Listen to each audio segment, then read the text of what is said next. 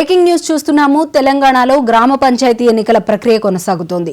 ఎన్నికల సంఘం ప్రకటించిన విధంగా మొత్తం 3 విడతల్లో ఎన్నికలను నిర్వహించనున్నారు. ఇప్పటికే మొదటి, రెండో విడత నామినేషన్లు పూర్తి కాగా చివరి విడత నామినేషన్లు ఇవాల్టి నుంచి స్వీకరిస్తున్నారు. ఇందుకోసం ఆయా గ్రామ పంచాయతీల్లో అధికారులు ఏర్పాట్లు సిద్ధం చేశారు.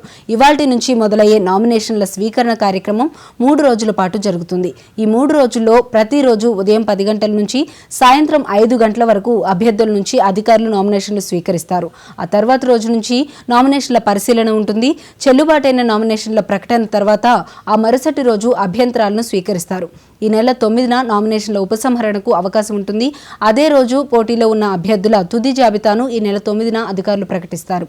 ఇదే సమయంలో గుర్తుల కేటాయింపు ఉంటుంది. ఇందుకు సంబంధించిన పోలింగ్ డిసెంబర్ 17వ తేదీన నిర్వహిస్తారు.